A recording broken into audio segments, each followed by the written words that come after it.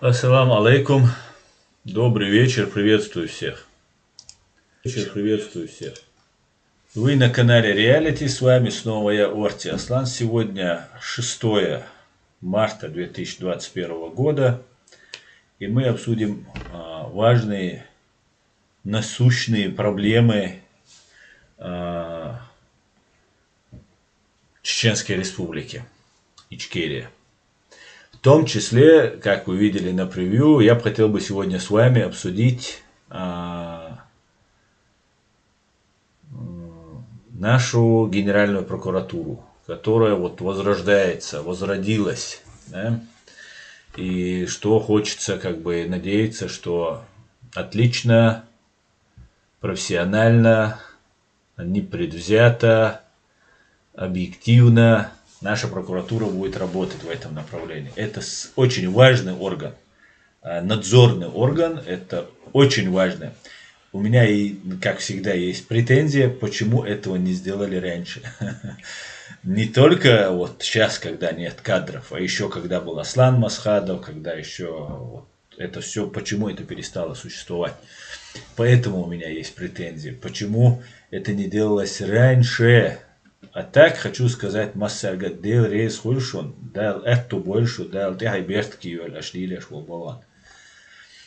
А теперь нашим приветствием. Наши приветствия, я постоянно читаю ваши приветствия, и я иногда смотрю свои стримы, да, пересматриваю, где-то я оговорился, где-то глупость мог сказать. И поэтому в этом плане я вот заметил, что в самом начале, когда вот несколько минут я отвечаю на ваши приветствия, это людям, которые вот только зашли к нам, им это может не понравиться. Поэтому как-нибудь это надо будет скомпоновать, да, вот наше приветствие, конечно. Я вас всех рад видеть, особенно тех, которые постоянные наши гости, наши зрители. Так, Татьяна Украинка, витаю всем, говорит, а секрет Рампер, Машал Аслам, Машал Хейл секрет, Фриман, Абдулмалик Нахчоев, Асамбек Тутаев, Дейлер Салам Машал, Ва алейкум ассалам, Шавига Машуэль, Ризван Бисуал. Ассаламу алейкум. Прокуратура объявила, что эти господ преступниками. Могут ли эти господа встречно подать на них жалобу на прокурора, так как эти господа граждане европейской страны? Алейкум салам, Ризван Бисуал. Ну, во-первых, она их преступниками, наша прокуратура не обозначила. Да? Человек является невиновным до тех пор, пока не будет вынесено решение суда по этому поводу. Конечно же, они могут подавать, они могут отстаивать свое имя, защищаться, имеют право нанять адвоката. Это есть, если они не могут нанять за свой счет, им должны предоставить адвоката государства. Ну, в нашем положении, я думаю, им самим придется нанимать себе адвоката. И, конечно же, они имеют право защищать себя. На прокурора подавать они не имеют права, они могут обжаловать решение Генеральной прокуратуры в другую какую-нибудь инстанцию, да, или же попытаться как-то защищать свое имя. Но почему-то мне кажется, что Генеральная прокуратура отсебятиной там просто так этого не говорила и не делала. И я скажу почему. Опять же, я их не обвиняю. У меня есть личное общение, было такое нехорошее общение с Казбеком Айтукаевым по этому поводу. И я об этом тоже вам все это рассказывал и расскажу. Этот человек является провокатором, однозначным, стопроцентным. Это я убедился сам, как человек, который вот в этой среде находится и постоянно по мере возникновения там разных ситуаций приходилось мне общаться с этими людьми. Например, я скажу, да, просто мы здесь ведем обсуждение, логическое обсуждение, делаем выводы. Это не относится к решению, к постановлению Генеральной прокуратуры, которая назначила только возбуждено дело. Это еще не значит, что они виноваты. Возбуждено дело и назначена проверка по этому поводу. И ведется эта проверка. В соответствии, прокуратура возбуждает дело, имея на руках веские, достаточные основания, доказательства, что эти люди причастны. В первую очередь, что там говорится? Давайте по порядку просто обсудим и потом перейдем к прокуратуре самой, нашей прокуратуре. И если вы можете, тоже мне, что вы знаете про нашу прокуратуру, про нашу советскую прокуратуру, ичкерийскую прокуратуру, которая у нас существовала, какая работа велась, кто у нас был там, все, что знаете. Ну, сейчас я пока буду читать само постановление, поэтому я ваши комментарии не увижу, но если при желании, вы можете, конечно же,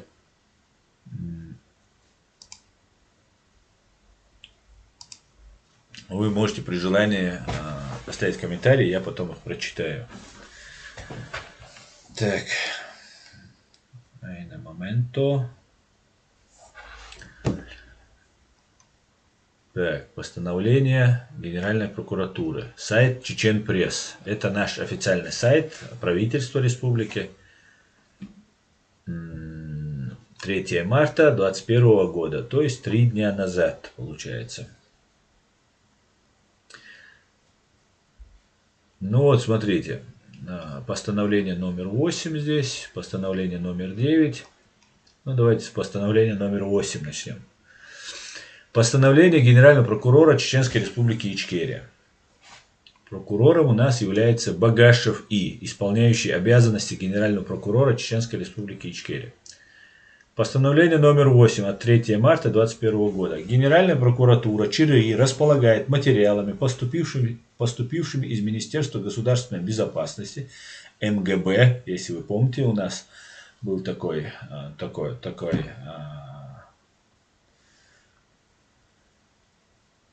министерство, которое было переименовано в Министерство шариатской государственной безопасности, по-моему. Я не жил тогда дома, и у меня вот с этими моментами, которые вы видели, каждый день общались, по телевизору видели, имеется в виду, когда жили дома, у меня с этим немного... И, может быть, поэтому я их идеализирую. Я считаю, что они все должны были быть святые. Что не совсем так оказалось. Так, смотрите. Генеральная прокуратура Чеченской Республики Ичкерия располагает материалами, поступившими из Министерства государственной безопасности ЧРИ, которые содержат информацию о деятельности учредителей и руководства Ассоциации Бартмашу, созданной на территории Европы и занимающейся антигосударственной деятельностью против легитимных структур власти ЧРИ. Из представленных материалов видно, что данная организация создана по инициативе и при активном участии ярого сторонника и помощника идейного руководителя, создателя Имарат Кавказ Удугова, некого Денельбека Элиханова. Элихан Денельбек. Именно Демельхан Элиханов убедил Джамбулата Сулейманова создать под флагом ЧРИ антигосударственную общественную организацию Ассамблея чеченцев Европы, хотя аналогичная общественная организация с таким же названием к тому времени уже существовала более 5 лет под руководством Ахмеда Дакудаева. По оперативной информации, сотрудники МГБ ЧРИ в 2019-2020 годах, руководители Бартмашу, были проведены встречи с пророссийскими чеченцами из числа приверженцев нашбандийского тариката и был заключен союз о взаимодействии в захвате и разделе власти в постпутинско-кадыровской Чечне на паритетных условиях. Представителями пророссийских чеченцев для активизации работы и поднятия имиджа ассоциации в чеченском обществе за рубежом руководству Бартмашу была оказана существенная финансовая поддержка. Именно с началом переговоров с представителем пророссийских чеченцев руководство Бартмаша свернуло с курса, обозначенного в ее уставе, где главная цель продекларирована содействие в примирении проичкерийских сил чеченского сопротивления, стоящих на разных политических платформах. В 2020 году руководство ассоциации Бартмашу выпустило доклад и публично выступило в СМИ с объявлением о нелегитимности правительственных структур Чеченской Республики Ичкерия. Генеральная прокуратура ЧЧРИ считает необходимым провести тщательное расследование антигосударственной деятельности ассоциации Бартмашу. Рабочий актив Бартмашу Айтукаев Казбек, Усманов Саид Ахмад, Исламов Умар, Канти Якуб, Сулейманов Джамбулат, Амаев Хамзат. Материалы для возбуждения уголовного дела были собраны при поддержке специальных служб стран ЕС. Информация в интересах следствия носит закрытый характер. На основании изложенного, руководствуясь законом о деятельности прокуратуры ЧРИ, постановляю: первое. Возбудить уголовное дело по факту антигосударственной деятельности против легитимных органов власти Чеченской Республики Ичкерия, учредителей и руководства ассоциации. Установить и привлечь к уголовной ответственности лиц, прямо или косвенно причастных к антигосударственной деятельности, которые могут не являться членами ассоциации Бартмаша, но выполняют ту же роль, то есть антигосударственную деятельность ведут. Материалы для передачи в Следственный комитет ЧРИ для предварительного следствия и привлечения виновных к уголовной ответственности. Контроль за исполнением данного постановления оставляю за собой исполняющий обязанности генерального прокурора ЧРИ Багашев. Итак, что мы видим в этом документе? Мы видим, что организацию Бартмашу создавали по инициативе, здесь указано, то есть это Данильбек Ильханов изобрел это, как утверждает прокурор, при активном участии его же, который является сторонником и помощником идейного руководителя, создателя Имарата Кавказа Маулади Удугова. Про Маулади Удугова много что я узнал, когда уже прибыл сюда. Против нас ведется большая работа. В том числе против нас, я это утверждаю, это мое личное, сугубо субъективное, конечно, это мнение, но оно основывается на долгом, огромном, скрупулезном изучении этого вопроса.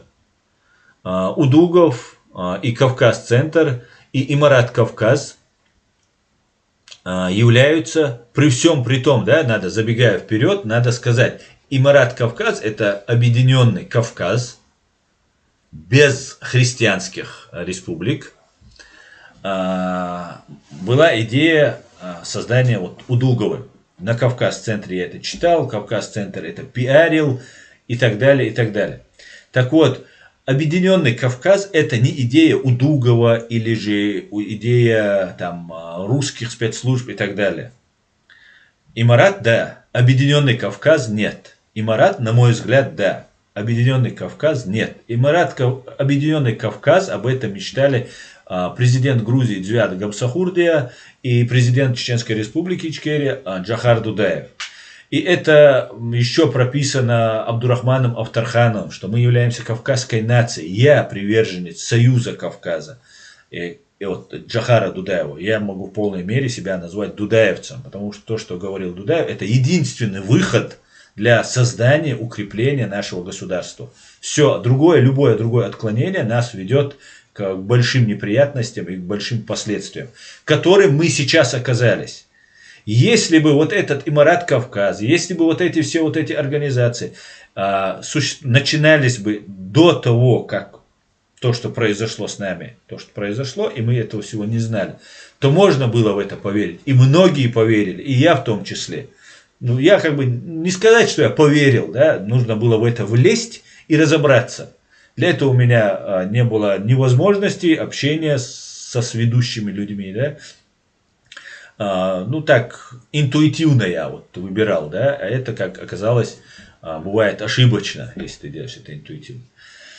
Так вот, этот Имарат Кавказ, союз Кавказа, который планировали создать Джохар Дудаев и Звият Гамсахурди, о котором говорил Абдурахман Автарханов еще десятки, 50 лет, 70 лет назад, о чем еще наши в 20-х годах наши чеченцы создавали Горскую республику, тоже пытались. Это всегда этот проект был в умах, у думающих людей.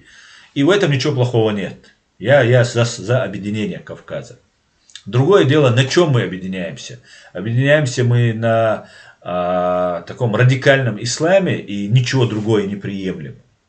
Или же это какая-нибудь там нормальная цивилизованная страна будет, да, или цивилизованный союз, куда может кто угодно приехать, будет защищен, ну, в правовом смысле, в любом смысле будет чувствовать себя уютно, комфортно, и никто его не будет там обижать.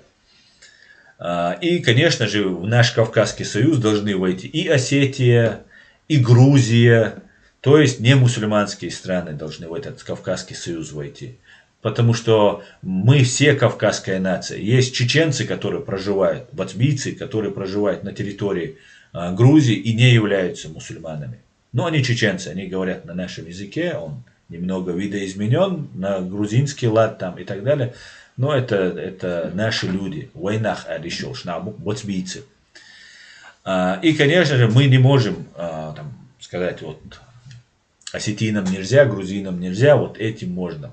Например, Грузия независимое свободное государство, хотя у него там проблемы, а Дагестан полностью под контролем, Карачаево-Черкесия под российским контролем, Ингушетия под контролем. И как бы даже если нам выбирать в правовом смысле слова, то нам надо объединяться с Грузией в правовом смысле слова, а не брать там религиозную принадлежность там, тех или иных. Хотя религиозная принадлежность это тоже такой спорный момент. На языке, во рту есть эта религия, а вот здесь ее в душе, в сердце ее нет у многих людей, которые говорят за эту религию больше всех. И этим, тех людей, у которых она тут есть в сердце, а на языке ее нет, да, не умеют люди там красиво говорить, доносить, этими людьми пытаются манипулировать. Что именно и было сделано в проекте «Имарат Кавказ». При вот помощи Удугова и, как выясняется, Данильбека Элиханова. Вот такая вот ситуация, что нам сообщает Генеральная прокуратура, что вот Данильбек Элиханов является инициатором создания этой организации, который убедил Джамбулата Сулейманова. Далее. Была создана, этот факт, он неоспорим, я так думаю, да, ассамблея, даже, ну, это предыдущий факт о создании Имарата Кавказ Бартмашу Данильбеком Элихановым вместе с Джамбулатом Сулеймановым, может, это можно как-то оспаривать, но вот то, что факт, то, что Джамбулат Сулейманов, они создали ассамблею чеченцев Европы, это неоспоримый факт. Да? Они под этим флагом, ну, под этой эмблемой ассамблеи чеченцев Европы сидят, говорят, там выступают. Там есть один парень, забыл его имя, он там от этого имени выступает, ну и так далее, и так далее. Поэтому возникает вопрос, ну, оставим мое вот субъективное мнение пока. Просто введем, для чего создавалась ассамблея чеченцев в Европе. Вот для чего именно вот ее так надо назвать. Можно ее назвать ассамблеей Нохчи Европы или там еще как-то ее обозначить, если вот именно надо вот так ее назвать. Почему именно ассамблея, почему там именно Европы, потому и Евросоюза можно ее назвать, или там мира, континента, ну что угодно можно сказать. Именно ассамблея чеченцев Европы, я считаю, что это совпадение не случайно. Что вот именно есть. Это я не располагаю той информацией, которой располагает Генеральная прокуратура, которой располагает Министерство государственной безопасности ЧРИ. Я исхожу из того, что я вот вижу и наблюдаю. Ассамблея чеченцев в Европе существует. Как и выяснилось, 5 лет назад она была создана под руководством Ахмеда Докудаева. Это совет старейшин, человек, который возглавляет, вы его тоже многие знаете. Вот зачем была она создана, возникает вопрос. Но я могу сказать уже от себя, что вот такие параллельные вот эти организации или вообще действуют против нас. Именно так метод это вот, оккупантов, с которыми мы сталкиваемся. Если мы создаем какие-нибудь маленькие группы партизанские, они создают против нас такие же группы. Если мы там создаем какой-нибудь фронт, они создают против нас такой же фронт. И то же самое касается юридическо-правовом отношении. То же самое происходит. Если вы создаете какое-нибудь там объединение, организацию, против вас создается вот такая же объединение, организация. 1, 2, 3, сколько у них позволяют ресурсы, возможности там, и так далее, кадры и так далее, и так далее. По оперативной информации МГБ ЧРИ в 19-20 году руководителем БМ Бартмаршо были проведены встречи с пророссийскими чеченцами из числа приверженцев нашбандитского тариката. И был заключен союз взаимодействия в захвате и разделе власти постпутинско-кадыровской Чечни на паритетных условиях, сообщает нам Министерство государственной безопасности. Об этом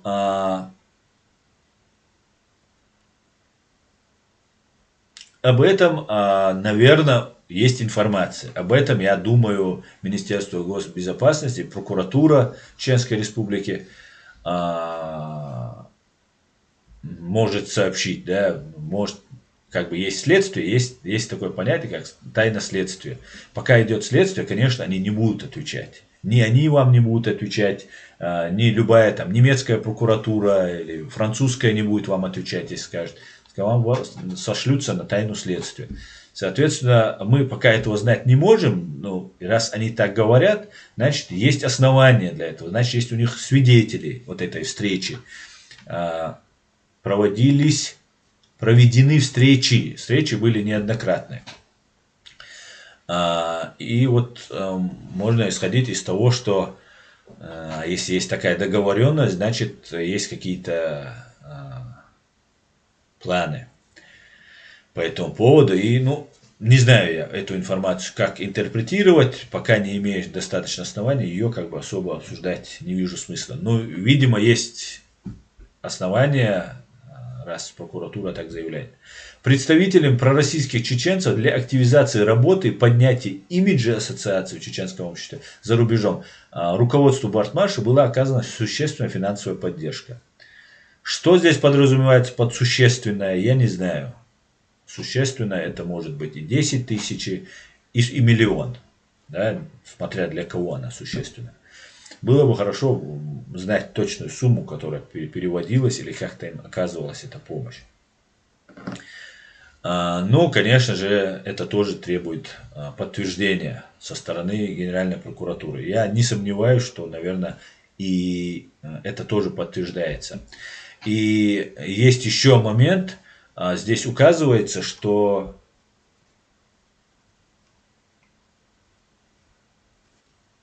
это не в этой указано. Так. Но это у меня там на странице есть, вот именно на этом сайте я ее не увидел, эту информацию. Вот она, это как я ее не увидел, вот она. Материалы для возбуждения уголовного дела были собраны при поддержке специальных служб стран ЕС. Информация в интересах следствия носит закрытый характер. Вот, тайна следствия. При поддержке специальных служб стран ЕС, говорится. Видимо, вот транзакции, которые там с оплатами, или еще какая-нибудь информация, там встреча с нашбандитцами,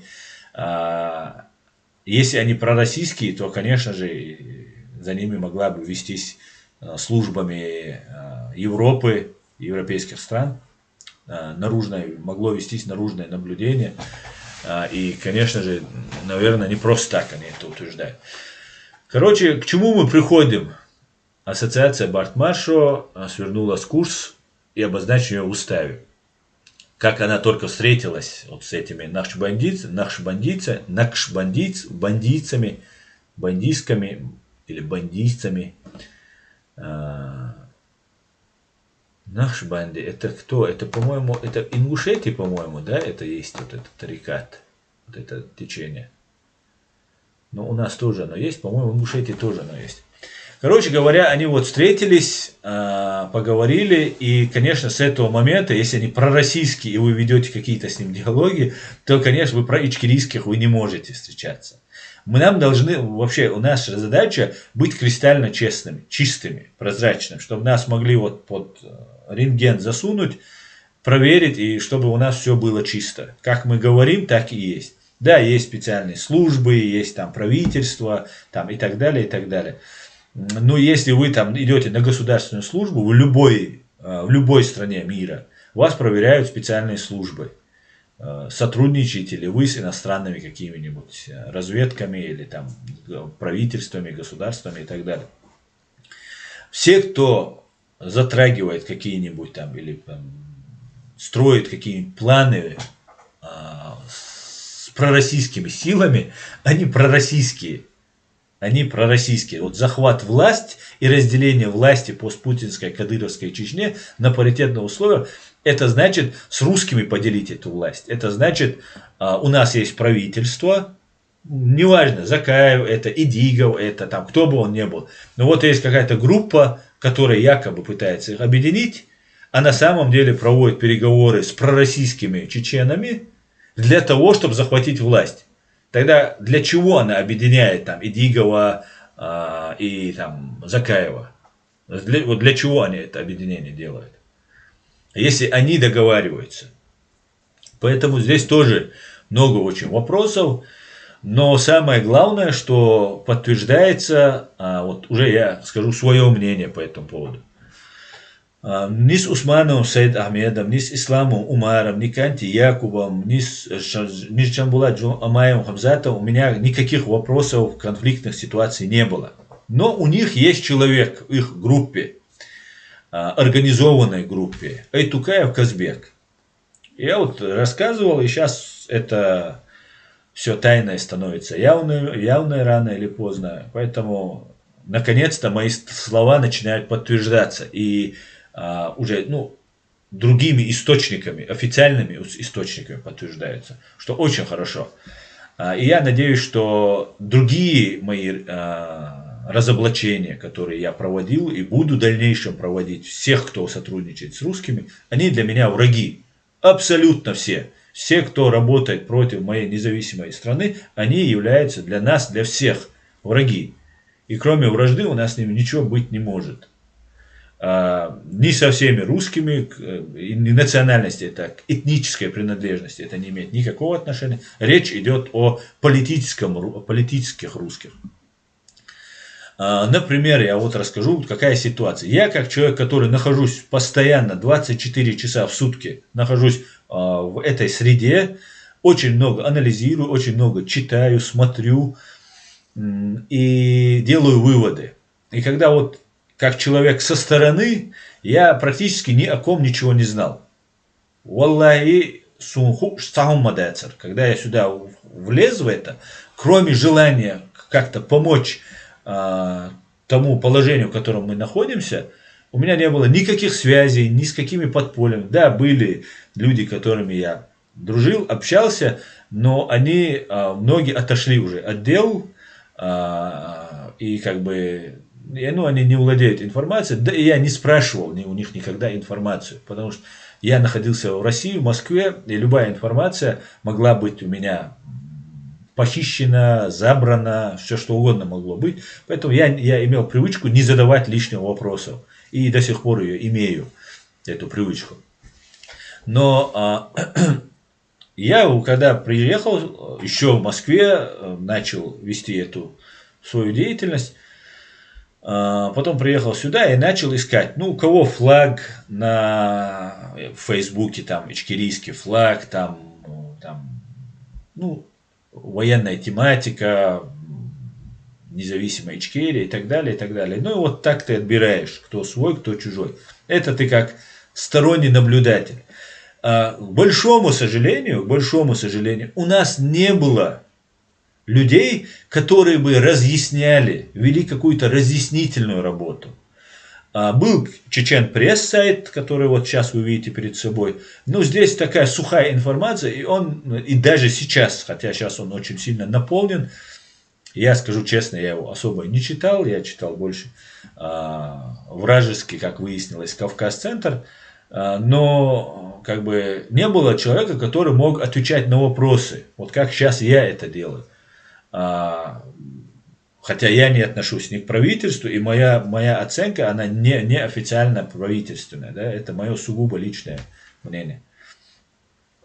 И у меня не было вот источника информации, кому бы я мог довериться. Вот, и мне нужно было кому-нибудь там вот сказать, вот что я знаю, что этот человек честен.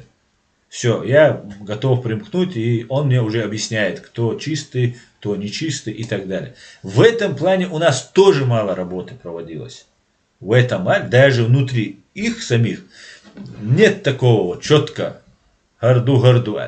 И вся эта вина в том, что у нас не было ни следственного управления, ни прокуратуры. Потому что мы государство. Все, что мы делаем, должно быть записано на бумаге. Если оно не написано на бумаге, оно не существует в природе. Так устроен мир. И у нас были эти тепторы, мы вели всегда письменность, у нас было все было, но у нас все это уничтожалось. Не только нас самих уничтожали, уничтожалось наше все написанное. И у нас практически ничего не осталось из написанного. И вот не было людей, которые мне могли бы вот как-то разъяснить, взять за руку и повести. А жил гордон. Ну, потом я уже чуть-чуть начал разбираться там с одним, вторым, третьим. Со всеми я переобщался. С этим Сулейманом Джамбулатом, с Айтукаев Казбек. Мы в Фейсбуке в друзьях, гостях дружили, общались, ставили лайки, там, делились там информацией, которую мы там постили. Ну вот, общались, ну думаю, ну там Папаха, там Борода, там Иншаллах, ну все, свой, короче, там, туда-сюда. Дагчуа дэц, дагчуа иш нах буэнюка, буем хасу, сэм была, цутя материала дела, бобе гинасум буй. Ну, дагут и целоцку, она мухыр душу оле, да, мухыр худа диез отцел хульшхач. Так что дать? Ну, когда я писал, опять же, там, про ФСБ, про ГРУ, я раньше больше про ФСБ писал, никто из них мне не ставил лайк, никто не поддерживал, никто не вступал со мной в полемику, никто не поддерживал. И у меня это вызывало вот странное ощущение. Обо всем мы могли говорить, но если я начинал говорить, не только они, и другие там разные, под никами же многие, и ты не знаешь многих людей. И ну, прямо с этой темы съезжают. Ну, съезжают, ладно, ну боятся. Ну а как бояться? Они воины Аллаха, они сражались, они свои там куски тела оставляли на поле боя, там, ну, вот так если. И как бы, ну, а чего бояться? Мы что, крадем что-то, мы преступление какое-то совершаем. Преступника назвать преступлением, для этого мужества не нужно вообще никакое. Просто надо быть честным, сказать, что это преступник. И все, ФСБ террористическая организация. Сказать это никому не составит никакого труда. Это надо четко заложить всем в голову. ФСБ, ГРУ, вот все эти их слабовики, они являются террористическими и бандитскими организациями, которые должны быть запрещены, как это было сделано с СС и другими нацистскими организациями. Что я заметил вот по этому Айтукаеву Казбеку? Айтукаев Казбек очень много, часто менял ники. Ты по почерку уже приблизительно понимаешь, что это какой-то человек пишет, кто у него в друзьях, ты можешь посмотреть. И приблизительно ты вычисляешь, кто является кем. И вот этот Казбек Айтукаев, очень много у него разных ников. Ну, они похожи там друг на друга какие-то, там Айтукаев Казбек у него есть ники, другие, ну и ты видишь вот эту агрессивную манеру общения, ты наблюдаешь за ним. Он может там раз и наехать на человека. А нормальный человек, когда на него без причины наезжает, он в ступор впадает. Да? Не бык какой-нибудь, не отморозок, а нормальный человек, он в ступор впадает. Потому что с тобой говорит твой друг, брат, чеченец, и на тебя вот на такой агрессия на тебя. Ты сперва стоп. Ты же знаешь, как далеко это может зайти. Да? Мы все знаем, что наш конфликт заходит, ну, до конца у нас конфликт идет. пока одна из сторон не умрет, а вторая сторона потом ударится в бега. И всю жизнь будет потом бегать от этого. И обычно 40-летние мужчины, которым является вот этот Айтукаев К, так не ведут себя. Потому что обычно кто так себя ведет, до 40 лет не доживает. Или он в бегах бегает, или он уже в могиле, в земле сырой лежит. Это, то, что вот он делает. И вот у него я заметил вот эту привычку. Он начинает сразу на кого-то набрасываться там. И я наблюдал и думал, для чего он это делает. Некоторые извиняются, там, потому что, ты не хочешь никого обидеть в общении, и тут такая агрессия. А он этим самым сперва на тебя наезжает, тебя сперва провоцирует, потом пойдем в личку поговорим, встретимся, и все на болтовне. Все, он тебя зацепил, вы уже подружились, он как бы извинился. И вот такая манера подружиться в Фейсбуке, да, еще анонимных даже, кого он не знает. Вот таким способом я обратил внимание. Потом уже они выходят опять в Facebook, и они там, тот, на кого он наехал, говорит, там туда-сюда. И такие вещи я за ним замечал. Вызывает, неуважение такое поведение, но это еще не значит, что человек работает на врагов. И вот такие вот вещи, они очень заметны. И как-то в 2019 году, видимо, во время этой встречи с этими нашбандийцами, или после их встреч, или до этой встречи, я, как человек, который активно занимается нашей проблематикой, ехал в Вену. И это было на 11 декабря. Мы в Вене проводили, Хусейн Исханов со своими товарищами, проводили разные мероприятия, начало Первой русско-чеченской войны приуроченное. И мы ехали туда. Это как раз убийство Хангашвили произошло, вот такого плана время это. И я очень, на марше я был вот с Сайдамином, и очень активно свечусь там. И вижу, что многим это не нравится, врагам это не нравится. Все остальные поддерживают там и так далее, или молчат. Вообще надо исходить из того, чтобы, я извините, что много говорю, но надо вот разъяснить ситуацию. И будет полезно для Генеральной прокуратуры тоже это знать. То, что, например, со мной вообще не общается никто из России. Да? Я нежелателен, да, для звонков, для общения. Не говоря уже со мной ругаться, да, со мной идти на конфликт. Человек, который вышел на эту стезю, он уже не только он за себя отвечает. Я уже не могу отступить только из-за того дела, которое я представляю. Просто какой бы не был я человек, но я уже не могу сказать, все, извини, там, я потом понял, это и мне не свойственно. Но даже если бы это было мне свойственно, я не могу этого сказать, потому что я уже себе не принадлежу как таковой. Это не мое личное дело, я делаю. И на меня наезжают только враги. Только враги, или вот конченые кретины могут на меня наехать. Казбек Айтукаев меня знал. Я абсолютно был про-чеченским, про ичкерийским. Абсолютно я никаких общего у меня не было ни с кем. И вот я еду, и он мне пишет в Facebook. И начинает там что-то, он про Рубати начинает говорить, там, то все. Такое, как обычно он делает с другими. Я уже это вижу.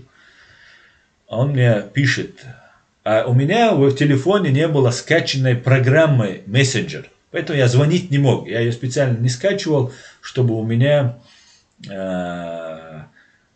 чтобы лишнюю программу в телефон не закачивать. Я ее не скачивал. Я через Google заходил в Facebook, и я не мог звонить. Поэтому он мне пишет. Можно голосовые отправить. Он мог мне голосовые, а я ему голосовые не мог отправить. И он начинает через Рубати, с повода Рубати, на меня наезжать. Я пытаюсь сгладить конфликт, вижу, что уже явно на меня человек наезжает, пытаюсь сгладить конфликт, там не получается. Я говорю, а ты дал алшвойло, дал эту боль, собрихил, ну, такого плана я ему вещи говорю. Не, ну, это его не успокаивает, это его еще. Ну, задача меня вывести из равновесия. Вот, чтобы вот взять. И вот слово за слово, и начинается отборный мат. На родителей, на всех моих друзей, всех, кто на этом пути, всех, кто меня поддерживает, кто меня знает. Короче, отборнейший мат, отборнейшее оскорбление. Присылает это голосовое сообщение, видимо, писать ему сложновато, он присылает голосовое и сразу же его удаляет, пытается удалить. Я это сразу сообщение перекидываю, записываю автоматически на другой телефон и сразу все сохраняю. И делаю скриншоты, он там кое-что и убирает. Я это все делаю скриншоты. Ну и, конечно, в долгу я тоже не остаюсь. Я русский язык тоже хорошо знаю.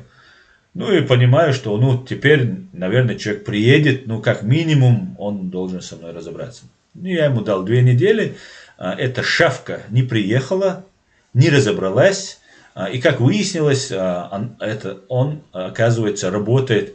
И это было сделано я сделал вывод, это было сделано по заданию Сулеймана Джамбулатова или Барт Машо в целом. Потому что Сулейман Джамбулатов их очень хорошо контролирует.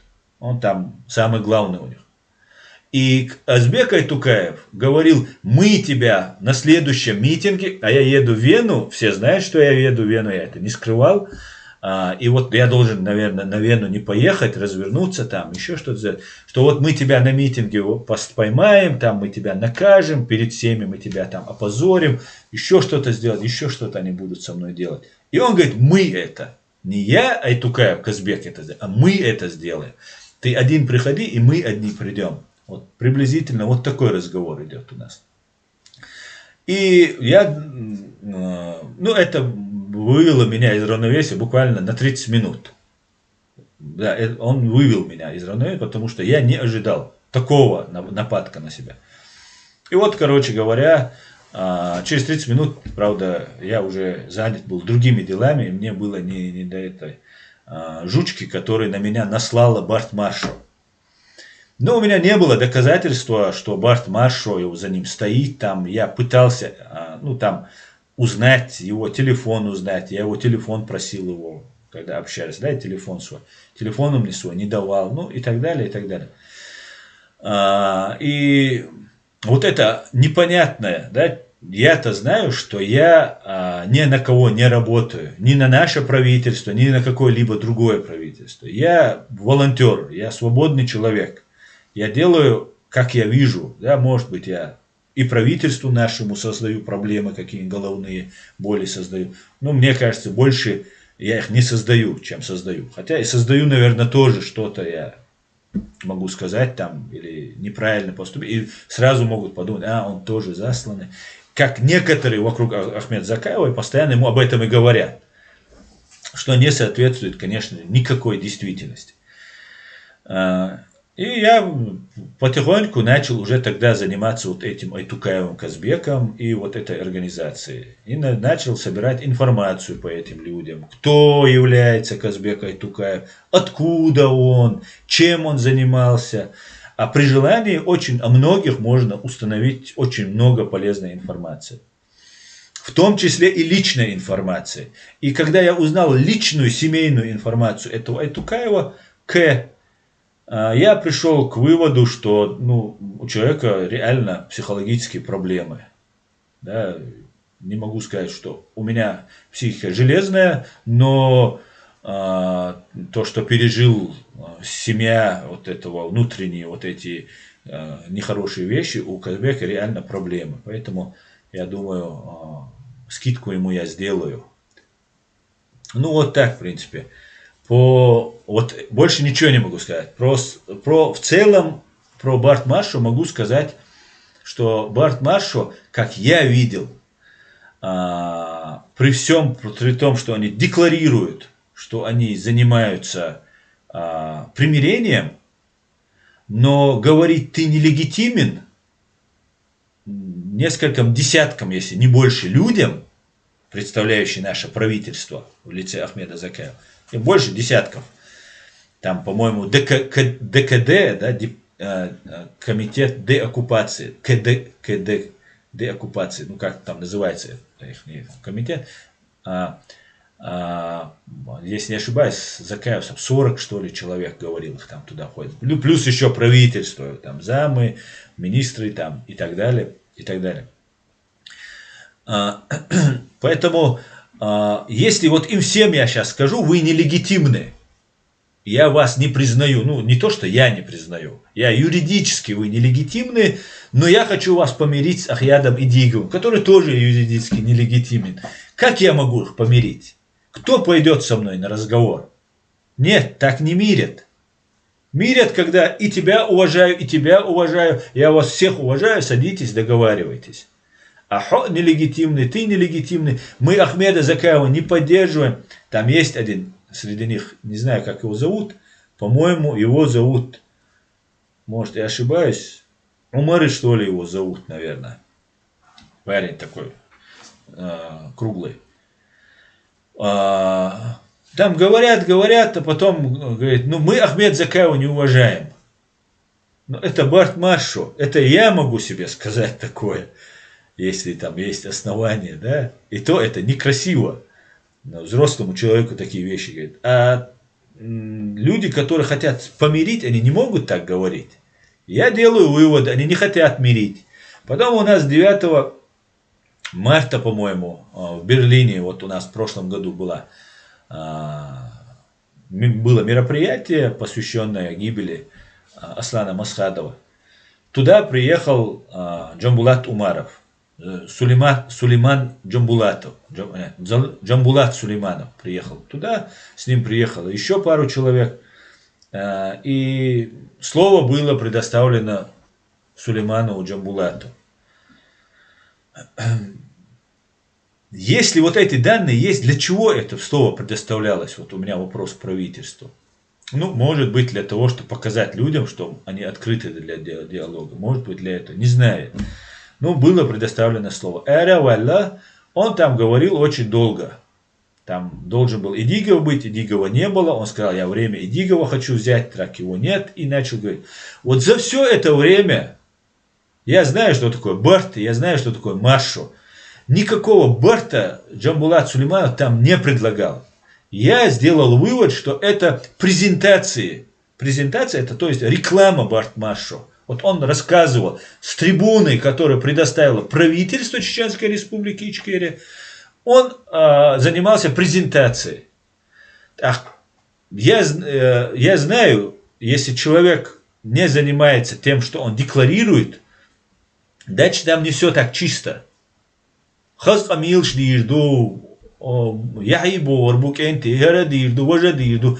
вот сегодня только что перед эфиром звонил человек, который там на их мероприятия ходит, который Барт Маршо, и в шоке он говорит, мы все тут потрясены, говорит, все, что тут происходит, вот от этой информации, которую вот правительство распространяет, Генеральная прокуратура наша распространяет.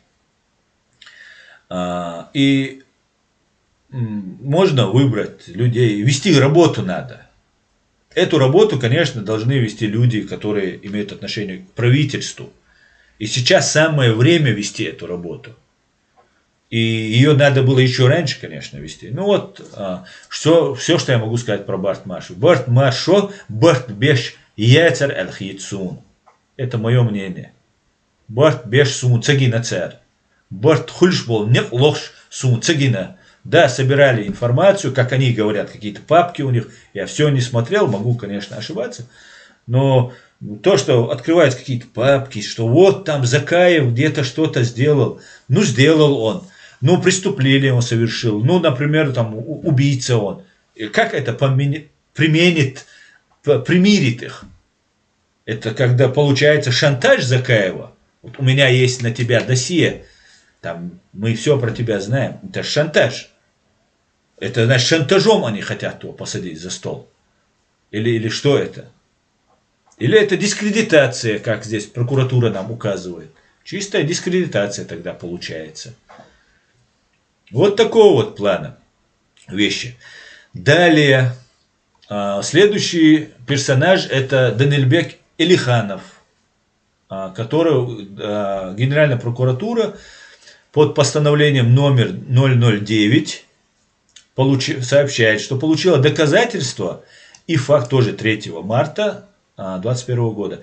И факты, что Министерство государственной безопасности ЧРИ о деятельности гражданина Данильбека Элиханова, Элахан Данильбек, который ведет антигосударственную деятельность против правительства ЧРИ за рубежом и всех сторонников суверенитета республики. Сейчас, одну минутку.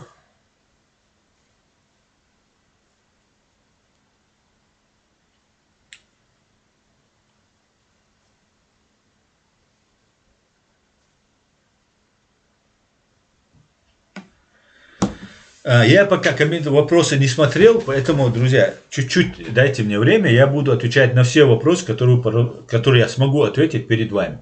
И далее. Данильбек Элиханов входит в круг доверенных лиц по координации и связи с руководителями, с руководителями и участниками антигосударственной организации. Кем Удугов кричал, что в 21 веке мы первыми нападем на кафиров, нам не нужны комбайны и так далее. Если не нужны комбайны, тогда зачем Удугов сам не нападет? Зачем молодых чеченцев отправлять? Соборди. Но это другая сейчас. Не будем отвлекаться. Короче говоря, входил вот этот Данильбек Элиханов, входил в круг доверенных лиц по координации и связи с руководителями и участниками антигосударственной организации Конгресс народов Чечни и Дагестана. Он был доверенным лицом.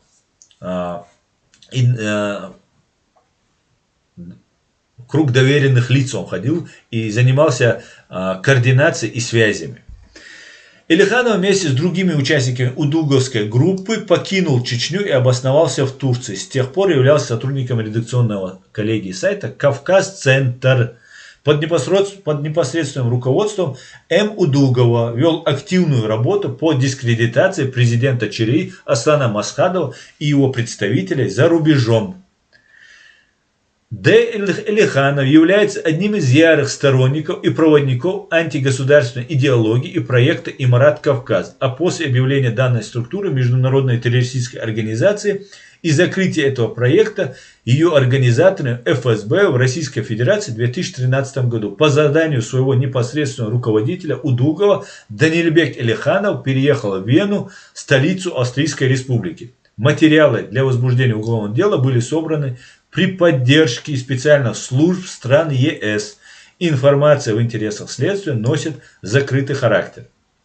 Постановляю возбудить уголовное дело по факту антигосударственной деятельности гражданина Данильбека Элиханова, передать материалы дела в Следственный комитет ЧРИ для предварительного следствия и привлечения виновных к уголовной ответственности.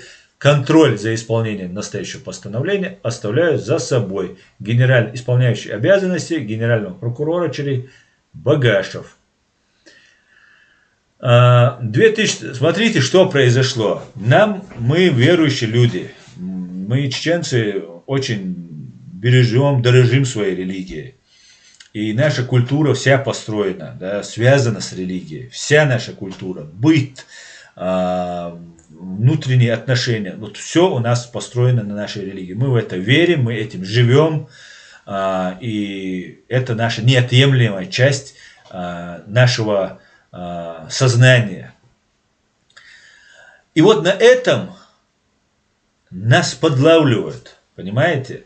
Нам рассказывают, что нужно построить там халифат, строить там это. Этот халифат в мире никому не нужен.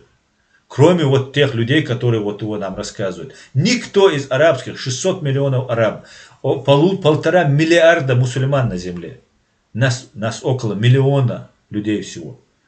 1,5 миллиарда, 150. Сколько? Миллиард это от миллиона 1000, да? В 1500 раз больше всех мусульман, чем нас, чеченцев. И кроме нас этот халифат никто не строит. Никто не строит. вот мы должны начать его строить там и так далее, и так далее. Что, в принципе, невозможно построить, просто не говоря, что мы не говорим на языках, которые вы там будут владеть там на арабском, допустим. У нас нет специалистов даже это построить. Вот нет у нас таких людей. Для этого нужны десятки лет, чтобы подготовить какого-нибудь грамотного специалиста. И он должен быть независим.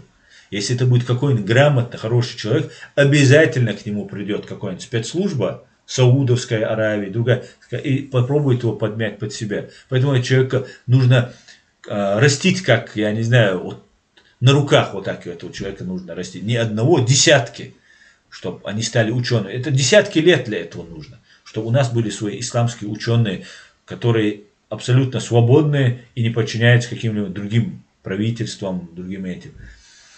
Но это тоже другая история. Так вот, нам навязывает Эмират Кавказ.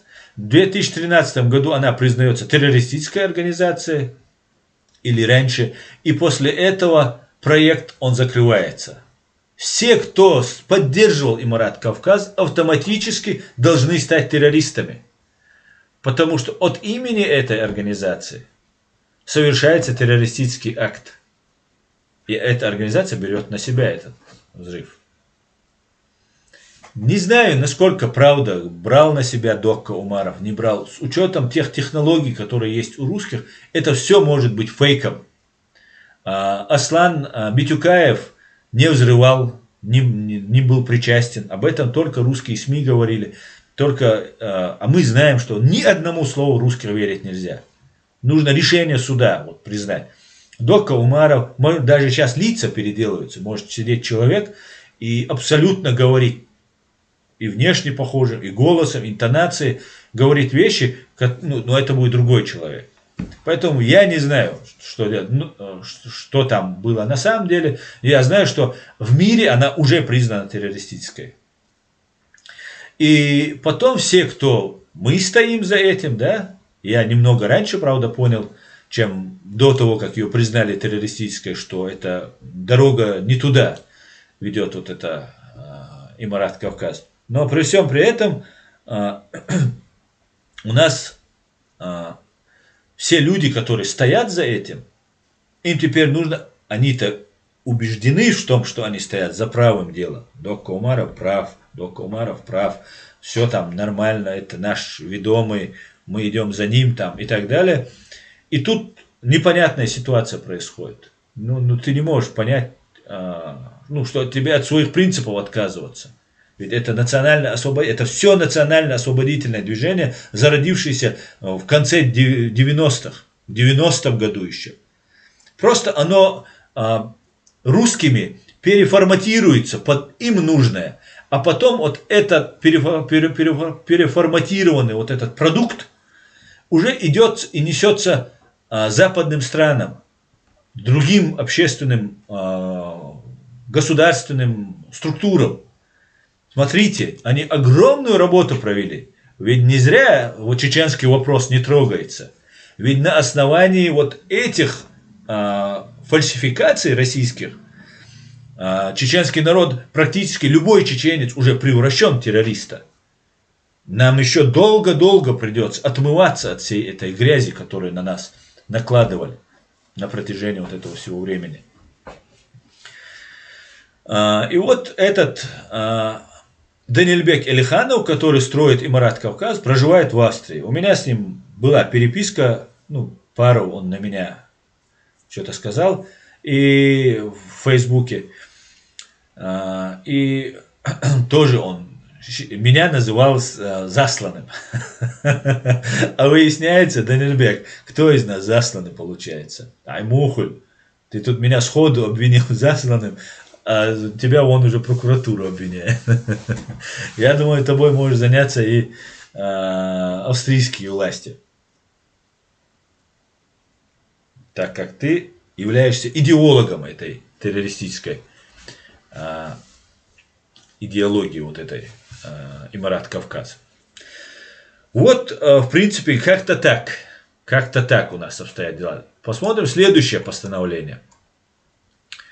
Следующее постановление касается Аслана Муртазалиева под номером 10. И кто у нас здесь? И Казбек Айтукаев. Аслана Муртазалиева я не знаю, как такого. Я его пару раз видел на митинге здесь, в Берлине. Единственный раз я с ним разговаривал по телефону, он мне звонил на мой телефон, когда несколько месяцев назад в одной группе Facebook, WhatsApp, где есть там один, Иса его зовут, начал на сайт Амина что-то говорить, что там какие-то там вещи, что типа какие-то деньги нужно вернуть там и так далее. И вообще не имеющий отношения к этому. И такой, я это посчитал таким бросом. Провокацией я это посчитал. Я так и назвал в этой группе. Я сказал, а он, этот Иса, был у меня дома. Он работал, как он мне говорил, с Мансуром Садулаевым, Вайфонд или Цейрфонд. Будет точнее называть эту организацию. Это не фонд, а организация, но он так называется, Цейрфонд. И он меня попросил с ним поехать в Берлин. Там встреча Ганушкина приезжала в Берлин, и меня попросил поехать, ему нужен был квалифицированный человек рядом.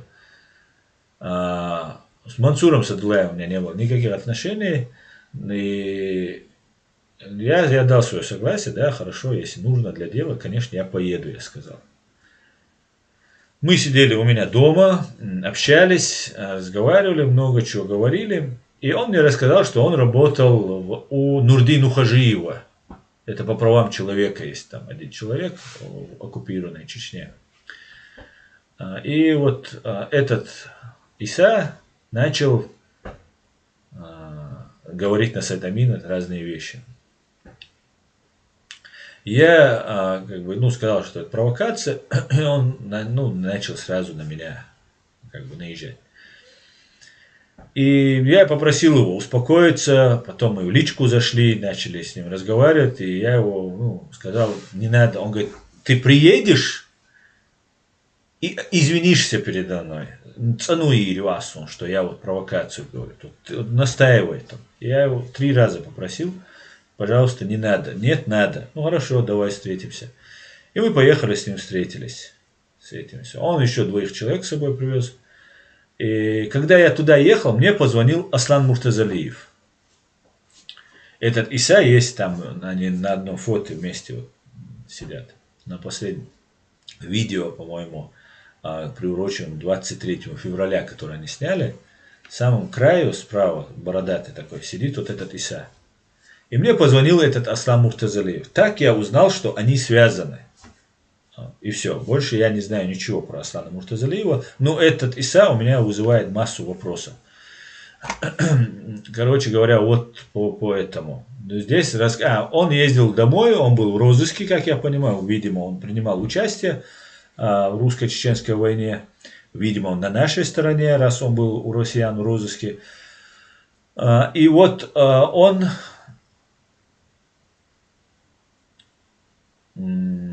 ездил в Россию, он был в розыске, ездил в Россию и был снят после этого с розыска. С федерального розыска снят, закрыто уголовное дело, что усиливает подозрение в государственной измене данного гражданина, пишет прокурор.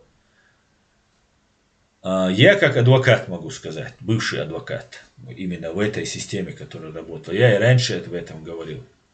За время работы, за время вообще жизни, находясь, я много раз сталкиваюсь, еще когда я был студентом, когда я даже не работал, я постоянно, скажем так, сталкивался с правоохранительными органами России, так как я был чеченец. И я всегда находил общий язык, с большей частью этих людей. И некоторые даже меня поддерживали, понимали, что я нормальный, адекватный человек, и что нас, чеченцев, прессуют просто бесщадно, да, беспощадно нас прессуют. И некоторые сочувствовали. Даже бывали люди, которые с Грозного, с нашей республики, менты, там, в Следственном комитете я встречал, русские, которые тебя поддерживали, там, где-то там, могли тебя там. Даже один раз меня отпустили, не сняв отпечатки пальцев.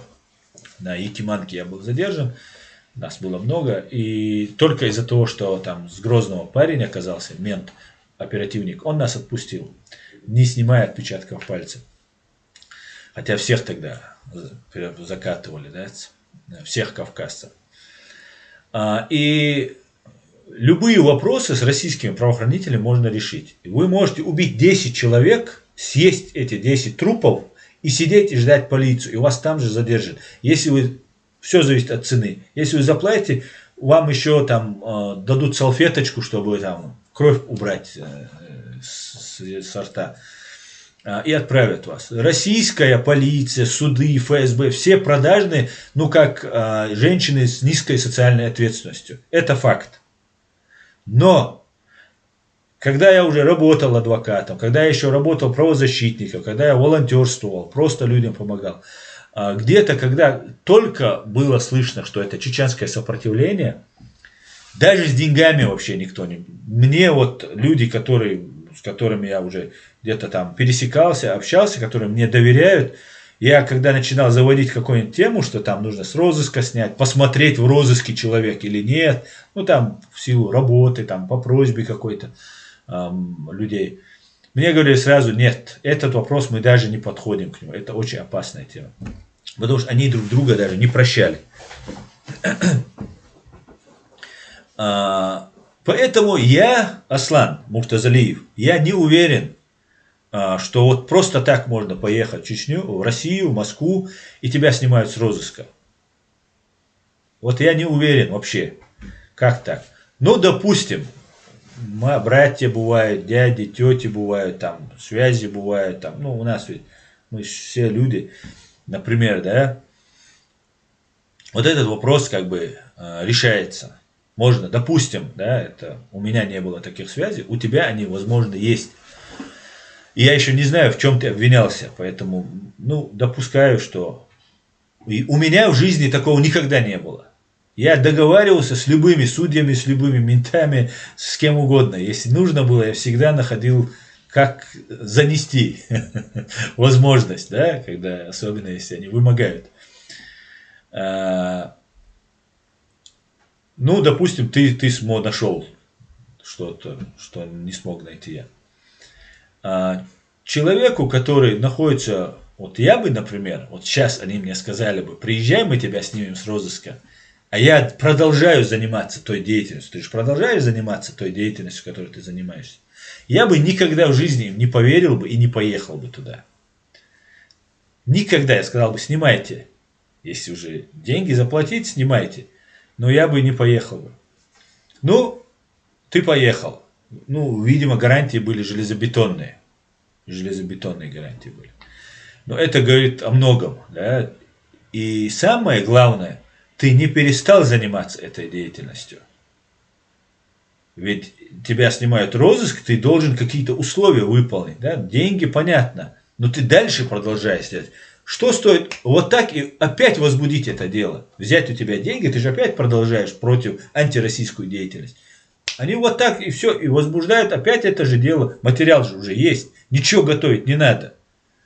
Просто все, обмануть тебя, ты же обманул их, ты продолжил работу в этой деятельности. Значит, они должны снова возбудить. Ну, против меня, я уверен, у него вот такие кипы. Они мне звонят, кстати, мои расследователи, которые мной занимаются, они мне звонят, там, пробивают, там, пробуют. Это все как бы, я знаю, как эта система работает. Это раз. Во-вторых, зачем тебе снимать с розыска себя? Зачем? Одно дело, ты в Интерполе. Удалить тебя в Интерполе, это не нужно тебя снимать с розыска там, чтобы ты мог передвигаться по Европе, допустим.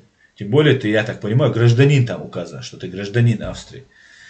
Это тебе легко было бы сделать, просто снять с Интерпола, если ты уже являешься гражданином, и тебя и Австрия не преследует. Зачем тебе вообще платить крупную сумму денег? Для того, чтобы ездить в Россию? А зачем ездить в Россию? У меня вообще нет там никаких дел. Хотя я тебе гарантирую, у меня очень много там было знакомых, друзей, коллег там и так далее. И дольше, потому что прожил, чем ты там в Москве. И вот, Следующее. Когда ты сказал, что ты там как-то решил этот вопрос, там финансово, я так понимаю, решил ты этот вопрос, ты автоматически сдал этих ментов, которые у тебя очень хорошие отношения, которые пошли тебе навстречу и закрыли это дело. И автоматически тебя сейчас они должны подать в розыск. Потому что ты сдал, сразу же за нами идет контроль, сразу же идет проверка, как вот этого отпустили, закрыли дело, на каком основании, с кем поделились, кому денег занесли. Там все они друг друга хорошо знают, у них там это все отточено, взятки брать. Но сразу же тогда этот следователь и начальник следствия сразу же снимаются с работы, так как они главного врага чеченца, который против России, освободили. И этот чеченец сидит и заявляет, что я там решил с ним вопрос. И против тебя сразу же возбуждается дело. Этого мы не видим. Поэтому основания для меня очень много вопросов вызывает. Конечно же, до решения суда ты не виновен. Так, дальше у нас идет под постановлением номер 11 от 5 марта. Это у нас было... это тоже 5 марта было. Я, наверное, мог сказать 3. Идет небезызвестный Айтукаев К., проживающий в городе Париж, Франция. По имеющимся данным, теперь внимание, про того, который там такой активный парень. Гражданин К. Айтукаев с момента приезда в 2013 году в Европу проявил себя как ярый противник государственных структур ЧРИ за рубежом. Основной деятельностью К. Айтукаева является дискредитация и навешивание ярлыков на членов правительства ЧРИ. В социальных сетях под разными никами ведет открытую борьбу, провоцируя на конфликт и оскорбление и недостойным поведением против членов и сторонников правительства ЧРИ за рубежом и активных сторонников чеченского государства. Ну и меня тоже можно к этому отнести, активному стороннику, на которого он тут провоцирует конфликты. Он также заявляется членом ассоциации Бартмашу, в отношении учредителей, руководства которого уже возбуждено уголовное дело.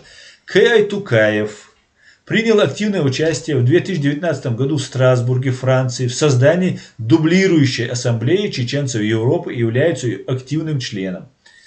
По оперативной информации, сотрудники Министерства госбезопасности ЧРИ, гражданин К. Айтукаев, являясь одним из бойцов Министерства шариатской безопасности ЧРИ, был направлен вместе с бойцами этого ведомства на территорию РФ для проведения диверсионных акций. Однако с сотрудниками ФСБ РФ вся диверсионная сеть чеченских бойцов была раскрыта. Все участники диверсионной группы были задержаны в разных городах России и осуждены на длительные сроки по статье о терроризме. У сотрудников Министерства госбезопасности ЧРИ есть все основания считать, что гражданин К. Айтукаев сотрудничал с российскими спецслужбами. Впоследствии указанное лицо, проживая на территории РФ, вступило в русскую националистическую организацию с явно ультраправым уклоном. Являясь одним из ее активных сотрудников, принимал участие в расистских акциях против мигрантов из стран Азии и СНГ. Генеральная прокуратура ЧРИ полагает, что действия гражданина Казбека Айтукаева есть признаки состава преступления, говорящие о государственной измене. На основании изложенного, руководствуясь статьей о деятельности прокуратуры ЧРИ, постановляю возбудить против гражданина Казбека Айтукаева уголовное дело по факту измены и антигосударственной деятельности в отношении ЧРИ. Материалы дела направить в Следственный комитет ЧРИ для предварительного следствия и привлечения виновных к уголовной ответственности. Контроль за исполнением настоящего постановления оставляю за собой. Исполняющий обязанности генерального прокурора ЧРИ и Багашев. В принципе, добавить больше просто нечего. Будучи во время Ичкерии сотрудником, бойцом Министерства шариатской безопасности, выехал на территорию РФ для проведения диверсии, но были задержаны ФСБ. Это происходит в двух случаях. Если вас прослушивают или если среди вас есть крыса. Я думаю, по поводу прослушки, этот вариант, люди выезжающие, тем более, я думаю, в Россию, кто выезжает, это люди были, ну, как минимум, не новички в этом деле. И все знали, что по телефону такие вещи не обсуждаются. Поэтому больше есть склонность, что была утечка информации. И как нам сообщает Министерство госбезопасности, Айтукаев не получил длительные сроки по статье терроризм. Хотя вместе с ним находились, с другими бойцами он был. Те бойцы наши получили, было бы хорошо знать их фамилии, имена, хотя они могут пострадать, хотя Казбек Айтукаев, наверное, знает. И здесь уже прямо, можно сказать, его обвиняют в измене Родине, не просто антигосударственная деятельность, а в измене Родине обвиняет Генеральная прокуратура вот такой. И я думаю, те ребята, которые пострадали по его вине, которые оказались за решеткой, они тоже имеют право на восстановление сатисфакции, на восстановление справедливости в отношении вот таких людей, с которыми я вот по роду своей работы в материалах дела иногда пересекался, да и видел их так тоже, в том числе в суде. Получается, Айтукаев, это получается Стукаев, что ли, ты получаешься.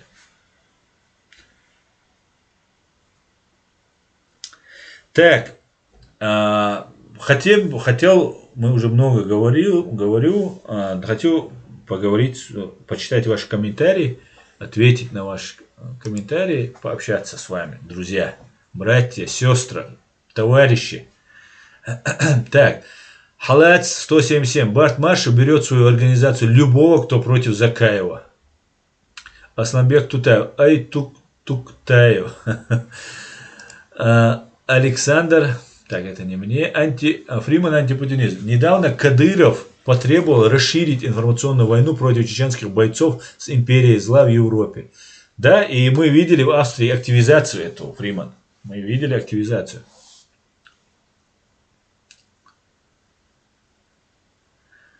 Так.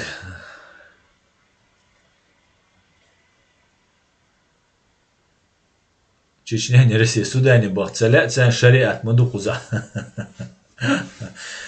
Да, не хотят они в Судан, они хотят в Европу, во Францию хотят, в Австрию, ну и так далее, Малайзия. Так. Так, читаю комментарии. Пишите, друзья, если...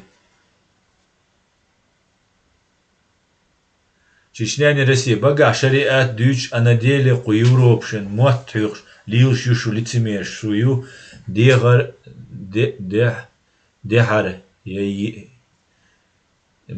ишма. Чечня не Россия.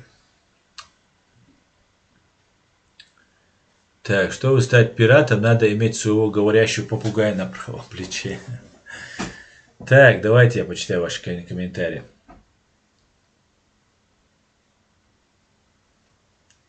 Так, героям слава, слава Саше Белому. Цога гашуqi дуэлен цервет хавиан Европе шариат мудуцку, шариат дочвостак Аллах бен қирви швац хунчва хун бац туамбеш. Hun bát tuambеш. Iman dát szél olcár iség elcs. Туама на самом деле мавайцан бех бельцабиз. Туама пока цаму бацабиз. Туама вайбина туалц. Только мирным путем мы должны решать. Вообще ни разу не применяя никакое насилие. Это исходишь. Ну, а бочна хитсу, куза шариат бокша, они сейчас рассчитывают, что сейчас Европа поможет. Если Европа, Запад, Америка не поможет, нам будет очень трудно создать, провести выборы там, и так далее, создать там власть свою. Но они рассчитывают, что сейчас это произойдет, Ичкерия, как таран пройдет, а потом они объявятся и скажут, так, теперь мы здесь. А их убивать мы, как кадыровцы, не можем. Мы же чистые люди, мы законопослушные люди. И это будет страшная сила, что они будут нас. Если бы это были бы нормальные, честные, объективные люди, да, ты с ними садишься и разговариваешь. И они думают о чеченском народе, и ты думаешь о чеченском народе. И поэтому вы всегда найдете компромисс. Но если кто-то из вас не думает о том же, о чем думает другой, и у вас противоположные вообще цели, то, конечно, тогда вы не найдете никакого компромисса. И это самое страшное. Аслан Лорс, Аслан, Кадырову нужно барт среди чеченцев, говорит Аслан Лорс. Кадырову нужно барт среди чеченцев? Нет, Аслан Лорс, не нужно Кадырову барт среди чеченцев. Барт среди чеченцев это кошмарный сон для Кадырова и для Путина. Это кошмарный сон. Адудов Летук, брат, Тубзик, желая шариата, жертвует собой, находясь среди грязных кафиров. Мой самый любимый. Но ему нелегко, боже, да, ему нелегко. Эд Мамедов, салам Аслан. И всем, как ты думаешь, это хорошо, что Турция в Азербайджане? Салам, Эд. Я не знаю, Эд, если честно, я не погружался в этот вопрос. Я как бы особо не владею информацией. Я бы хотел, чтобы в Азербайджане была избираемая власть. Мне не нравится, что это вот то, что на поверхности лежит, и я поэтому делаю свои выводы. Алиев, Гейдар Алиев, да, его отца, по-моему, Гейдар Алиев, он был КГБшником, он, по-моему, министром иностранных дел, по-моему, был, да, если я не ошибаюсь. Министр иностранных дел, это, это стопроцентный гибнюк. Как и Эдуард Шеварднадзе, который тоже был таким гибнюком. И когда Советский Союз распадался, и вот всем гибнюкам раздали вот эту власть. Они у себя на местах захватили. Они там были хозяева, они ее захватили. И Гайдар Алиев передал эту власть своему сыну Ильхаму. Сказать, что азербайджанцы абсолютно смелы в своих высказываниях, я тоже не могу сказать. Мне кажется, азербайджанцы немного аккуратничают, когда говорят про свою власть, там вот эти вещи. Это тоже нехорошо. Если человек боится, значит что-то нечисто. Исходя из опыта в Чечне, я вижу, что не так, как в Чечне, конечно, ситуация обстоит, но ничего хорошего это тоже не дает. Поэтому я бы хотел, чтобы не то, что туда Турция пришла, я бы хотел, чтобы азербайджанский народ сам избирал власть, сам ее сменял, каждые там 4 года или сколько у вас там она меняется, у них там она меняется. И вот в таком плане. К Турции, я отношусь хорошо, нормально, но я считаю, что Турция может попробовать начать диктовать свои условия. Например, той же Чечне, тому же Азербайджану. И если имперские амбиции Турции начнут диктовать, то я считаю, что тогда Азербайджан перестает быть свободным. Вот в этом плане, не знаю, это очень сложный вопрос, сложная тема. Мне нужно поговорить на эту тему с азербайджанцами, чтобы тебе ответить более-менее так четко на этот вопрос. Как-то так. Так, пойдемте дальше. Как ты думаешь, блогерка России развалится сколько лет? Не знаю. Фриман, антипатия. Чеченцы должны научиться различать своих друзей от врагов своих собственным разумом, а не под указку ГБшно-религиозных агентов. Совершенно верно. И я очень надеюсь, что наша Генеральная прокуратура займется еще. Есть лица, которые занимаются антигосударственной деятельностью, которые их достаточно еще есть на плаву, они тут видны. Вот этих людей тоже как бы нужно, мне кажется, потихонечку начать привлекать к ответственности. Ну, или хотя бы обозначить эту проблему и начать расследование по этому факту. Но я надеюсь, что такое произойдет.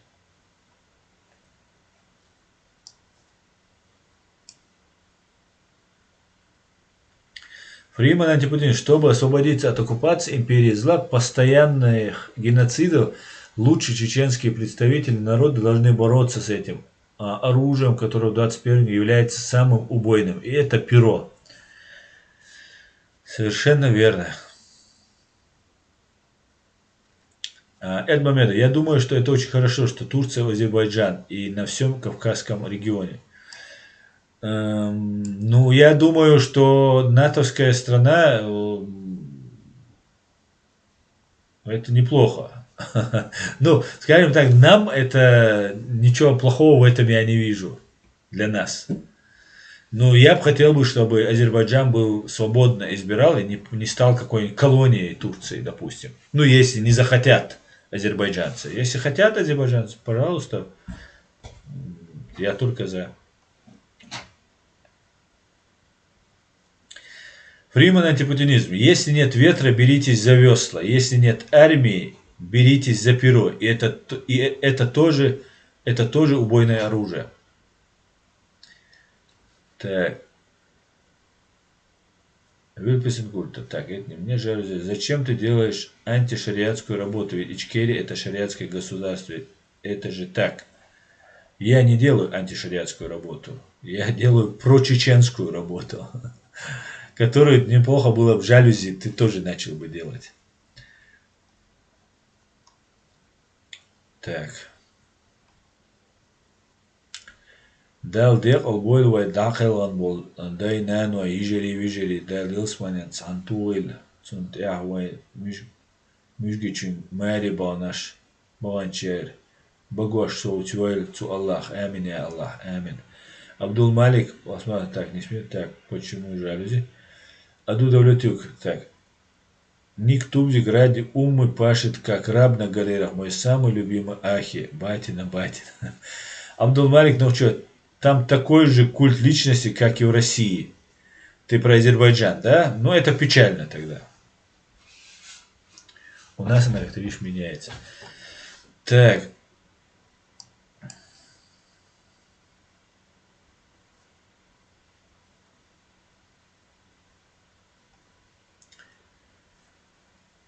Так, сколько у нас тут разных новых людей пришло?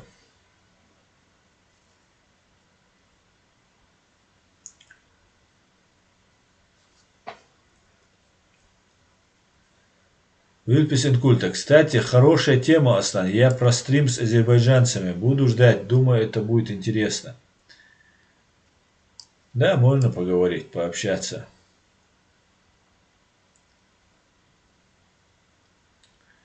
Чечня не Россия. В первую очередь, и нахуй соут сабах, то есть шариатчикш. Вайлилош, ну в кавычках шариатчикш, бовшунцу. Вайлилош долгум үгда лодки чуа. Үгда нацак олш чур. Хи эркиш сан дух бог. Соут сабабу, куду вейк соут слурбатцу, Чечня не Россия. Здесь есть право, свобода слова есть, да. И мы должны просто нашу позицию убедительно разъяснить. Вот сделать больше союзников вот на нашу сторону, убедительно. Причем это нужно делать так, чтобы показывать, что мы, подбирать слова там, потому что наши враги, вот те самые шариатчики, которых ты называешь, они на самом-то деле не зашариатуют, они хотят нас запутать, чтобы у нас становление государства отложилось. Оно-то встанет в любом случае, становление будет. Им нужно, чтобы оно просто отсрочилось, это становление этого государства. Как все сейчас Путин делает, да, там лишний день просидеть, лишний день продержаться. И нам нужно просто этих людей убеждать и разъяснять эту работу. Причем подбирая слова, чтобы нас не выдергивали из контекста наши слова и не говорили, гойшун бусал дин духалуй, цуму элер гиришун, цуна динек ца элер бош, истахумш малил дойцер, дин доч, эшбуч бол, не аби дүйцер, да, эшбуч вег, вайг вац мали, поемарс, хилищац мали, эшбуч осаг бусал. Эшбуч, подмена понятия эшбеша, значит, они как бы, получается, работают над этим. Ну, вот большая работа, и один человек это не может сделать там. Это нужно много-много людей задействовать, и все мы должны. Вообще, нам для того, чтобы построить государство, нам нужно, как нации, стать более образованной, более понимающей всю эту ситуацию. Сложно, трудно, долго, но другого выбора нет. И, конечно же, нужно соцмобобиз. Никакого насилия категорически не должно быть. Нужно вот то, что сделала Генеральная прокуратура. Генеральная прокуратура должна проводить проверку, иметь материалы и возбуждать дела. И выкладывать это на суд общественности. Ну, что нужно, что необходимо. Вот это выкладывать на суд общественности. Чтобы мы могли уже подвести свои итоги. Блогеры, там, общественные деятели, другие, третьи могли просто сесть и обсудить этот вопрос. Уже на основании вот решения прокуратуры. И некоторые говорят, что прокуратура это билгечта, и прокуратура бошил, органы, следственные органы, спецслужбы Министерства госбезопасности. И орган ша вайсида диш орган шишон. Цуюк аддик нахер бушон, у нахер бушон, взяткш уч нахер бушон. Уж гуча бош, дабайга бист цуюк ир, мостри, предатель шхир, уж дабайга бист цуюк ир, шадек дадис. Но и орган шуй, вай айдл органш. Мы должны Хауса шинц, ночью халду арум, ночью чем киет. От айдалвай давяча инстанвай полиции, а что кой гор почалкшка полицию. Мы не имеем права насилия. Это самое главное. Раньше, когда мы находились в оккупации, в советское время, там, российское, имперское, царское их время, и сейчас находимся, мы решали вопросы между собой сами, не прибегая к оккупационной власти. Потому что оккупационная власть это сейчас как пойти к Кадырову и попросить там между двумя чеченцами решить вопрос. Да, вот это очень сложно, как бы морально тяжело это сделать. И это считается неправильным. И это искажает наше восприятие. Ой, мотуар олцунах. Когда ты идешь и русским жалуешься на такого же чеченца, как ты, это реально так и получается, мотуар. Ну давайте уберем полностью русских, уберем оккупацию, мы живем свободно. Вот в этом деле, вот русские пришли и поставили своих или сами управляют там, да, право на насилие имеют только вот они установили эту власть. Мы не имеем права, мы применяем насилие против нашего там врага, обидчика, и мы автоматически нарушаем закон. Даже правомерно применяя насилие против нашего врага, вот заслужил этот человек вот этого наказания. Даже в таком случае мы нарушаем закон. И тогда оккупационная власть приходит и нас сажает в тюрьму или там наказывает. Теперь убираем эту оккупационную власть и остаемся мы. И вот из-за того, что мы долгое время, из поколения в поколение находились в оккупации,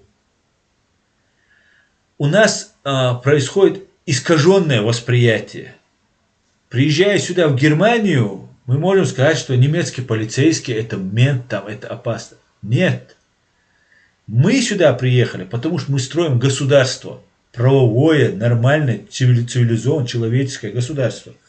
И там должна быть полиция. И если вы относитесь к полиции, к Генеральной прокуратуре, к Министерству госбезопасности, к любым другим органам правопорядка или силовым органам, скажем так, исполнительной власти, вы работаете против своего государства. Понятно?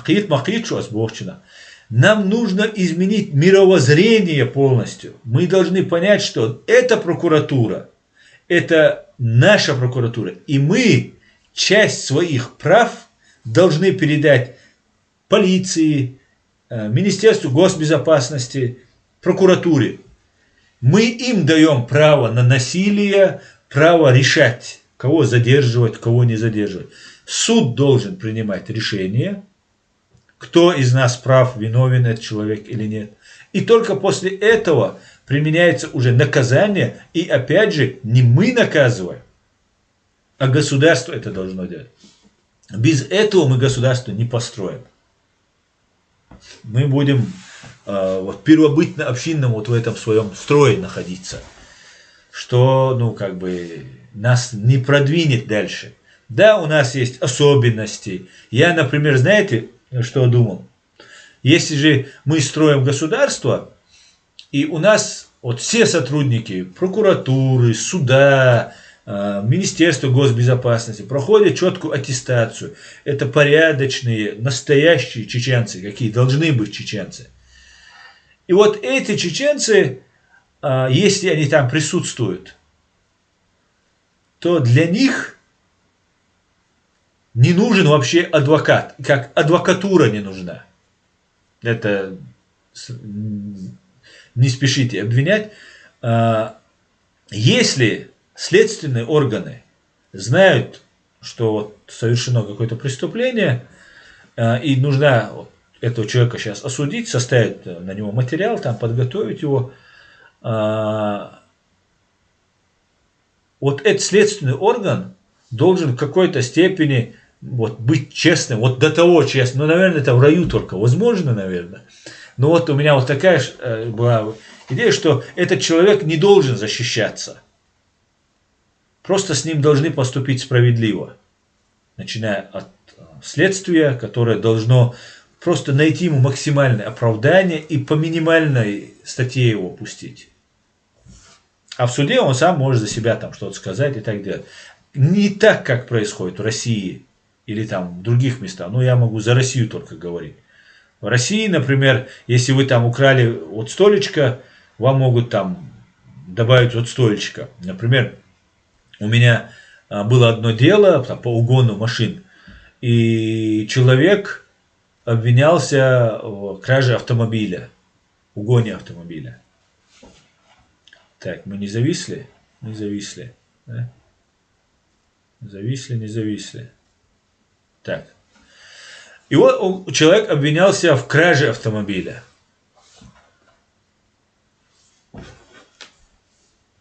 Так, подождите. Зависаем, да? Все вроде бы нормально. И ему паялись вот статью, да.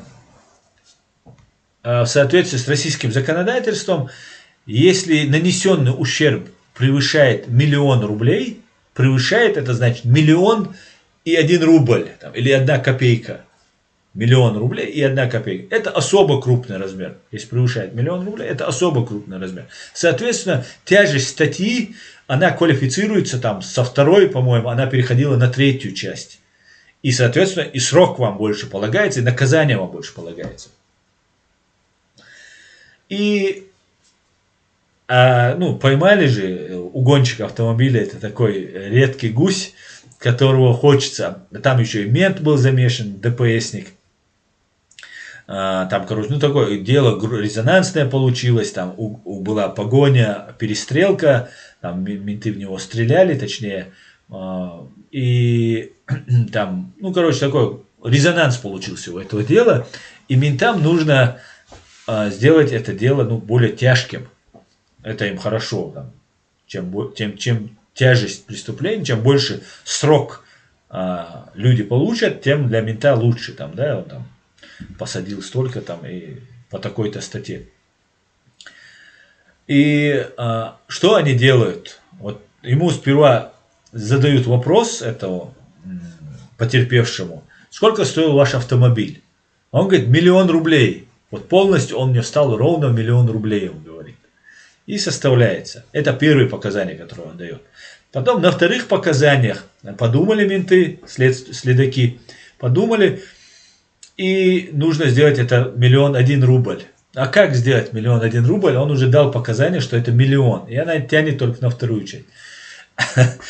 И они ее подговаривают потерпевшего, или там подводят его под этой мысли, что вот он когда ехал домой уже в этот вечер, он заехал на заправку и на 1000 рублей там, или на 500 рублей заправился. И вышло 1 500 000 И вот так они делают вот эту тяжесть. Переквалифицировали на более тяжкую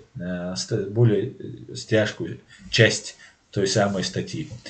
Ну вот так они делают. Поэтому айдл лердиз, вайндиза цедиза лердиз. Это не оккупационный айдл. Вая сида диз, цена остихила диз, вая года диз, вай динек би цахум хирдачун.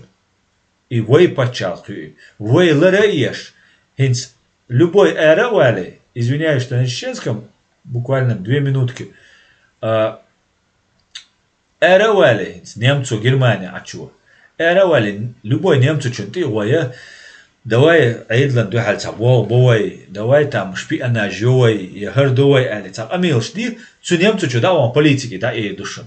Ши айдл лердешуй, ши пачалх, ши мохклер бешуй, моттуш вацис. Просто ши эльче, сюда выйдет, да, олис. Вой айдл, иш твой лердади, что. Ну, у нас, конечно, свои особенности. Мы отличаемся от немцев, от других третьих. У нас, это должно все потихонечку, годами это вырабатываться должно быть. У нас должны быть ученые юриспруденции, ученые экономики и так далее. Это годами накапливается, поколениями. Должен прийти следователь, который проработает всю жизнь следователем, вырастет 2-3 поколения этих следователей, обучая их у себя на работе. И потом они дальше должны, эти Шерлок Холмсы, дальше должны обучать, писать книги, преподавать в вузах и так далее. Бог балабует. И их болур больше был, вейсан талантливых, дуньян чуадаться, дель чауир кас. И что душан. Поэтому это сложно, но к этому нам нужно будет прийти. И, конечно же, прокуратура, следственные органы, они должны быть эталоном честности и справедливости. Ни о какой коррупции там вообще близко. Цаших, шикуяльч, болгар давальвиш. Да, он не может, чтобы... И то же самое судьи касается. Судьи это вообще самые главные люди. В государстве судья это, просто, наверное, главнее президентов люди. Да, там управляет, там все, там решает там судьбу народа, там президент, парламенты принимают законы и так далее, и так далее. Но судья должен быть, просто святым. Может, иногда даже там с крылышками, чтобы он там с облака на облако прилетал. Иштхальвиш, судьяш. То же самое, например, должен быть в каждом населенном пункте или в каждом районе хорюшта. Шериф хальвиш, шерифи из Джинзамми. Эти люди тоже должны там избираться или же там избираться на всю жизнь. Но он должен быть народом избран, и он должен быть кристально честным человеком. Дух бол бывай бабишвей. Но это невероятно интересно. Абсолютно возможно с теми людьми, кадры, которые мы накопили здесь, я как для народа нашего говорю, абсолютно возможно и в ближайшее будущее далмула осуществимо. А даже если это не произойдет в ближайшее время, цашику и отче, вы граждан ждолша, вы шулил дохуша, огнет, вы еще и би, цугумну би, это только государство Ичкерия может нам гарантировать неповторение нового геноцида и наказание всех преступников, которые уже совершили преступление. И еще материальное, моральное, духовное, нравственное обогащение и развитие. Мы сможем стать очень богатыми, очень успешными, нравственными, и когда мы будем свободными, когда нас не будет какой-нибудь там бич из-под забора какой-нибудь, лежа там, набухавшись, издавать указы и говорить, как нам жить. Так не будет. Как-то так, друзья. Дух Дейцас вышел опять же за регламент.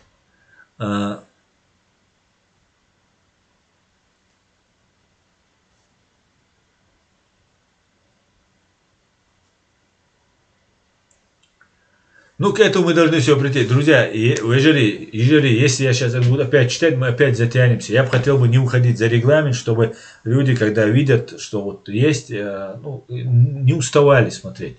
Поэтому я думаю, на этом можно закончить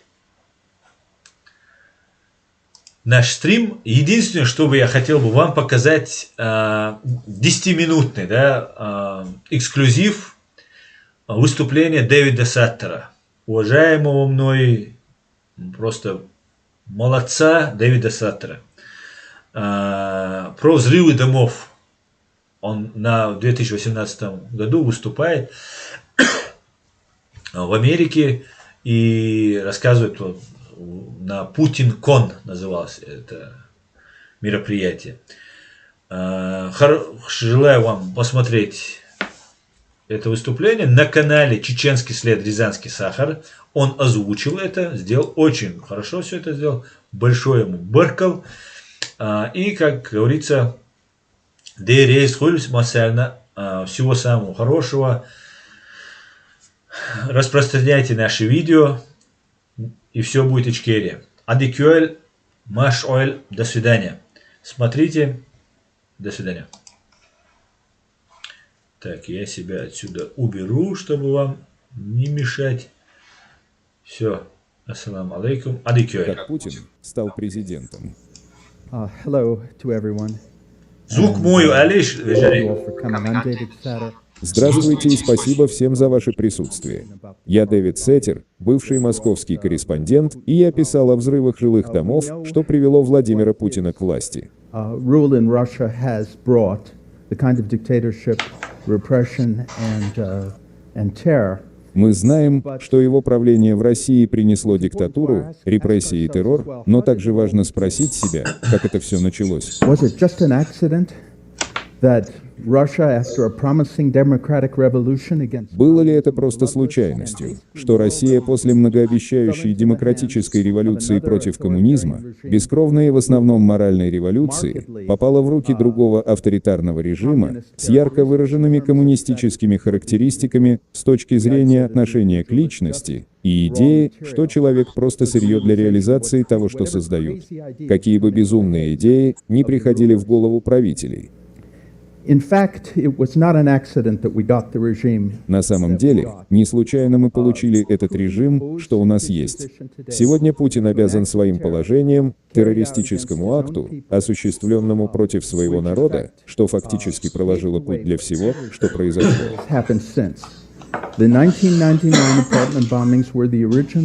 Взрывы жилых домов в 1999 году – это первородный грех режима Путина, и он сопоставим по важности с рождением Рейхстага. Не было политической провокации такой важности с тех пор, как Рейхстаг поднялся в огне, и Гитлер использовал это как основу для отмены гражданских прав в Германии. Все началось летом 1999 года. Я хорошо это помню, потому что я был в Москве, и атмосфера была абсолютно ясна. Не было ни единого шанса, что Ельцин или кто-либо другой, назначенный им, смог бы добиться успеха и стать следующим президентом России.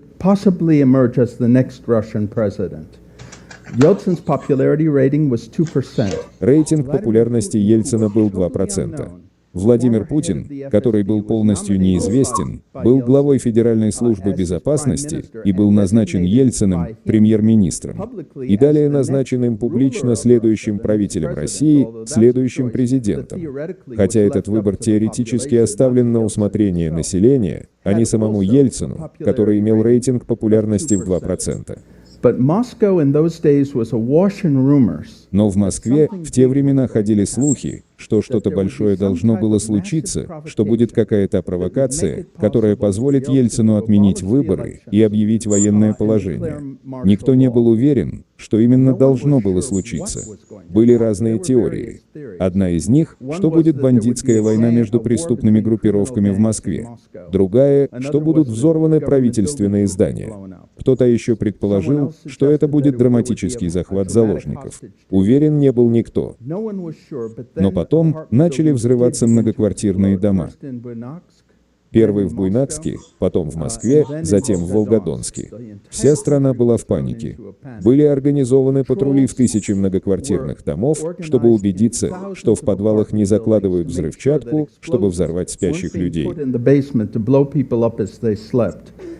В этой панике Путин внезапно начинает повсюду обещать уничтожать террористов в туалетах и так становится национальным героем.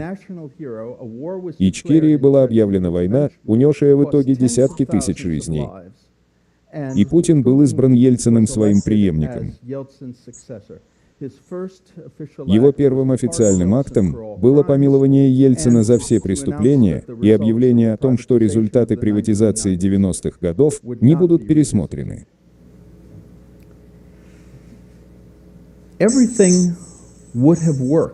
Все бы сработало, и не было бы поднятых вопросов, если бы не результат одной ошибки.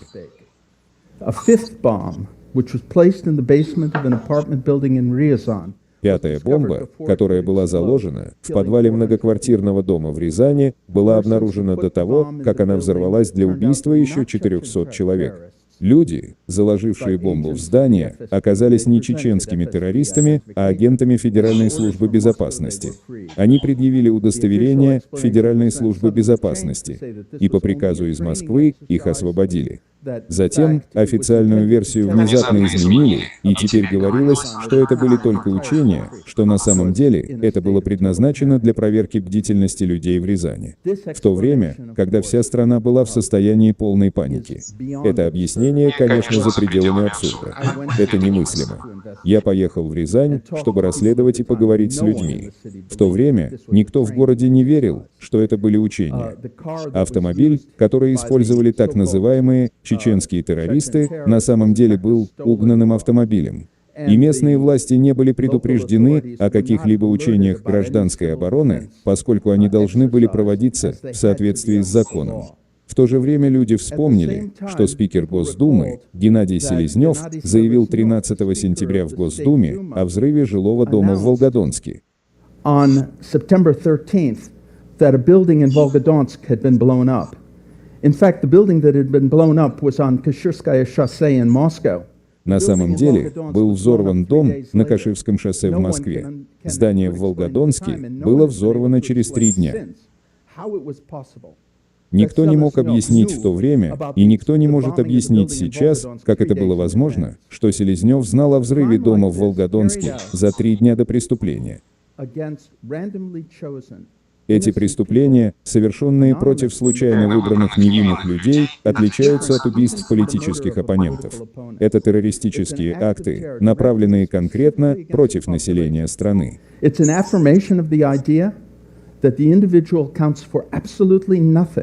Это утверждение идеи о том, что личность абсолютно ничего не значит по сравнению с политическими амбициями тех, кто у власти. И это абсолютно фундаментально для будущего России, что правда о взрывах жилых домов будет известна, потому что без этого все, что произошло потом, не имеет смысла. На самом деле, в соответствии с законом о свободе информации, я получил документы, из которых ясно, что наше правительство, правительство Соединенных Штатов Америки, было хорошо информировано об истинной природе взрывов жилых домов и предпочло не поднимать эту тему. Поэтому мы запустили политику, согласно которой мы игнорируем все преступления и принимаем все абсурдные объяснения. Мы видели последнее проявление этой политики в Соединенном Королевстве, где российские власти посчитали, что они могут начать атаку с применением химического оружия на территории западной страны, практически не обращая внимания на то, что они не только нарушают закон, но и, конечно же, на то, что они собираются убить или ранить невинных прохожих, так же, как они сделали в этом случае. И это причина, по которой правда о взрывах жилых домов, которую я уже 18 лет пытаюсь донести до внимания мира, эта правда не привлекалась, не была признана и не является основой нашей политики. Не потому что доказательств не существует, доказательств предостаточно, и они неопровержимы, а потому что это то, что выходит за рамки воображения большинства людей, и это настолько опасно, что они просто не хотят сталкиваться с этим. Но все же, Россия не может, и мир тоже не может, игнорировать урок того, как Путин пришел к власти. Факт в том, что провокация имела массовый успех. Западные страны решили ничего не говорить. Россияне были запуганы до молчания, и это молчание сохраняется по сей день. Но без правды о том, как Путин пришел к власти, подобная провокация будет средством, с помощью которого каждый последующий режим установит свою власть. Так будут проводиться выборы в России. Это слишком заманчиво, это слишком успешно и слишком просто. Все, что вам нужно будет сделать, это просто атаковать людей, которых нет причин атаковать, и чьи жизни можно просто списать, как затраты на обеспечение силы.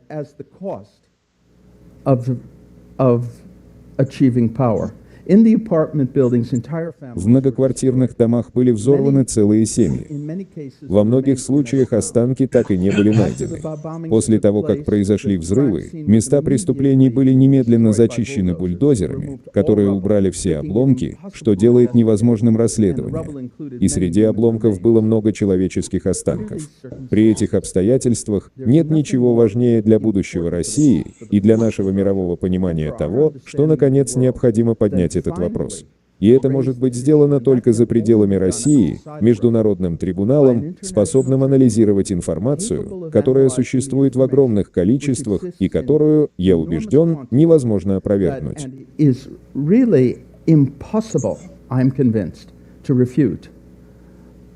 И действительно, это показывает, что то, что у нас есть в России, является незаконным режимом.